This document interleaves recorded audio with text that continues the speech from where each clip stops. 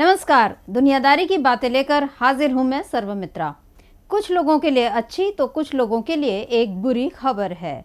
खबर यह है कि अगर अब आप किसी को मामू, फेकू, ससुर या पप्पू कहकर पुकारेंगे तो इसे असंसदीय माना जाएगा और हो सकता है कि आपके ऊपर कार्रवाई हो जाए।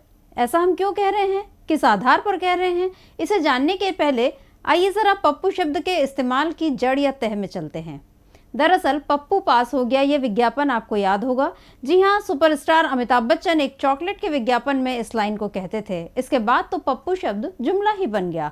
पप्पू पास हो गया नाम से फिल्म बन गई, भोजपुरी में गाना बन गया और तो और राजनीतिक हिसाब किताब बराबर करने के लिए भी कुछ लोग पप्पू शब्द का इस्तेमाल राहुल गांधी के लिए करने से बाज नहीं आए। यानी एक शब्द के अलग अलग मायनों के साथ उसका प्रयोग उपयोग होने लगा। अब तो अब्बाजान जैसे शब्दों का इस्तेमाल भी सियासी गोटी पिट करने में होने लगा है।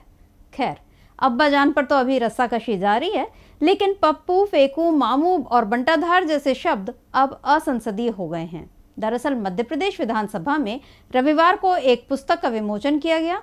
ये पुस्तक अपने आप में काफी रोचक है क्योंकि यह असंसदीय शब्दों का एक संग्रह है। अब मध्य प्रदेश विधानसभा में पप्पू, फेकू, मामू, बंटाधार, मंदबुद्धि और झूठा जैसे 1161 शब्दों के इस्तेमाल पर रोक लगा दी गई है। मध्य प्रदेश विधानसभा के अध्यक्ष गिरीश गौतम की पहल पर यह बुकलेट तैयार हुई है। गिरीश गौतम का इस बारे में कहना है कि लोकतंत्र के मंदिर में खड़े होकर गालियां देना कहीं से भी उचित नहीं कहा जा सकता, इसलिए इस तरह की एक परंपरा हम शुरू कर रहे हैं। इसमें कुछ शब्दों का प्रयोग वर्जित किया है। इसके पीछे उद्देश्य यह है कि जो नेता जनता के सामने एक उदाहरण पेश करता है वह असंसदीय शब्दों का इस्तेमाल करके इसकी गरिमा को खराब न करे। इस बुकलेट में 1954 से लेकर 2021 तक 1161 असंसदीय शब्दों को छांटकर शामिल किया गया है और उस शब्द के आगे वो तारीख भी लिखी गई है जिस तारीख को असंसदीय शब्द मानकर उसे कार्रवाई से विलोपित किया गया था, यानी हटाया गया था। मसलन इसमें पहला शब्द ससुर है जो 23 सितंबर 1954 को इस्तेमाल हुआ था। वहीं गंदी सूरत शब्द 2 अक्टूबर 1954 को इस्तेमाल किया गया था।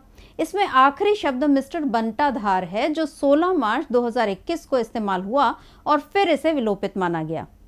चोर मचाए शोर, मिर्ची लग गई, दादागिरी नहीं चलेगी, शर्म करो, ये झूठ का पुलिंदा है, बंधुआ मजदूर, चमचा, भेदभाव, वेंटिलेटर, चापलूस, नौटंकी, पप्पू, माई का लाल, मुक्का मारा, चूहे, गुंडे, बदमाश, तानाशाह, चोर की दाढ़ी में तिनका, CIA के एजेंट, औकात, नक्सलवादी, मूर्ख, तुम गांधी के हत्यारे हो, सारे गधे पाकिस्तान चले गए, मनुवादी विचारधारा के लोग, मंदबुद्धि, झूठा, उचक्का, 420, पागल, बकवास, भ्रष्ट, शैतान, लफंगा, गंदी सूरत, धोबी के कुत्ते की तरह, दुराचारी, नीच, डाकू, बदमाश, शिखंडी, यार और भ्रष्टाचारी जैसे शब्द अब सदन की कार्यवाही का हिस्सा नहीं बन पाएंगे।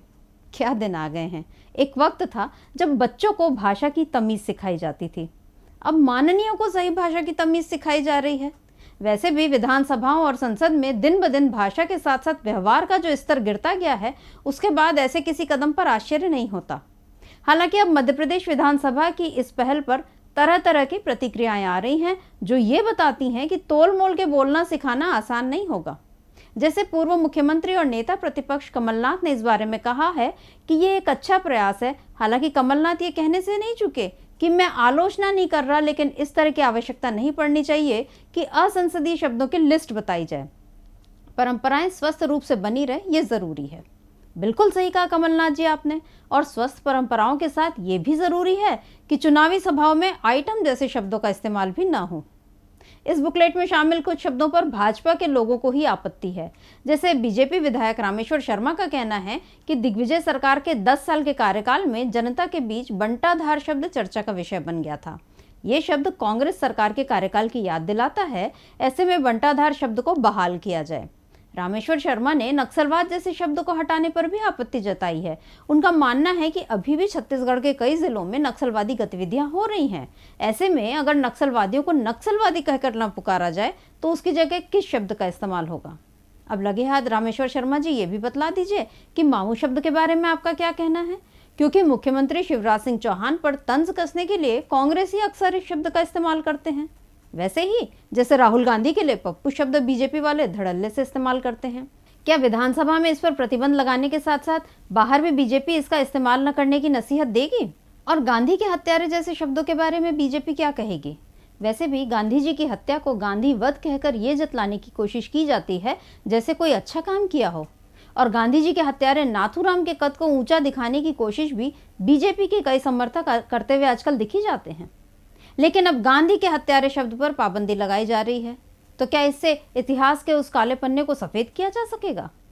खैर, इस बुकलेट के बारे में मुख्यमंत्री शिवराज सिंह चौहान का कहना है कि कुछ बच्चे एक बार विधानसभा में मुझसे मिले जिन्होंने कहा कि हम यहाँ कुछ सीखने आए थे, लेकिन ऐसा लग रहा था कि ये मछली बाजार है। तभी से मन में ये बात थी कि भाषा के स्तर का सुधार होना चाहिए। बड़ी अच्छी बात है चौहान साहब कि आपको लगा कि भाषा के स्तर में सुधार होना चाहिए। कृपा करके अपने ये विचार अपने साथियों तक भी पहुंचा दीजिए, जो हर आए दिन अपने शब्दों से विपक्षियों और विरोधियों को घायल करते रहते हैं। कभी आंदोलनकारी किसानों को आतंकवादी, खालिस्तानी, पाकिस्तानी, तो कभी मवाली बताया जाता है। कभी संसद में ये बताया जाता है कि कौन बाथरूम में रेनकोट पहनकर नहाता है। उत्तर प्रदेश में तो भाषा का हमला अब निजी रिश्तों तक पहुंच गया है। जी हाँ, उत्तर प्रदेश के सियासी गलियारों में पिछले दिनों अब्बाजान शब्द ने बड़ी हलचल मचा दी। वैसे तो ये बड़ा प्यारा संबोधन है। अब्बा यानी पिता को और अधिक इज्जत और मोहब्बत के साथ अब्बाजान भी कहा जाता है। लेकिन फिलहाल इस शब्द से अखिलेश यादव भड़क गए, और ऐसा होना ही था, क्योंकि मुख्यमंत्री आदित्यनाथ योगी ने शायद उन्हें भड़काने के लिए ही इस शब्द का इस्तेमाल किया था। एक कार्यक्रम में योगी जी ने अखिलेश यादव के लिए कहा कि उनके अब्बाजान कहते थे कि अयोध्या में परिंदा भी पर नहीं मार पाएगा। अपने पिता मुलायम सिंह यादव के लिए इस तरह अब्बाजान शब्द पर अखिलेश ऐसे बिफरे कि उन्होंने योगी जी को अपनी भाषा पर संयम रखने की हिदायत देते हुए कहा, अगर योगी आदित्यनाथ मेरे पिताजी को कुछ कहेंगे तो वो भी अपने पिता के बारे में सुनने के लिए तैयार रहें। तो योगी आदित्यनाथ पर अखिलेश ने पलटवार तो कर दिया, लेकिन ऐसा लगता है कि उन्होंने मुलायम सिंह यादव के लिए अब्बाजान शब्द का इस्तेमाल बहुत सोच विचार कर किया है। उत्तर प्रदेश में फिलहाल जिस तरह की सियासी हवा चल रही है, उसे देखकर अखिलेश यादव का MY समीकरण सबसे मजबूत नजर आता है। इसीलिए अखिलेश को उकसाने की कोशिश में बीजेपी है। अखिलेश यादव अब्बाजान शब्द पर जितना रिएक्शन देंगे, बीजेपी के लिए उन्हें घेरना उतना ही आसान होता जाएगा। तो देखा आपने कैसे राजनीति में शब्दों का खिलवाड़ हो रहा है। इस राजनीति के कारण अब बच्चे को प्यार से पप्पू कहना और पिता को अब्बाजान कहना भी मुश्किल हो जाएगा। तो भाइयों और बहनों, जुबान संभाल कर लेकिन निगाहें भी चौकन्नी रखिए, कहीं सियासत आपके रिश्तों में गर्माहट कम न कर दे। तो आज के लिए बस इतना ही। देखते रहिए DB लाइव। नमस्कार।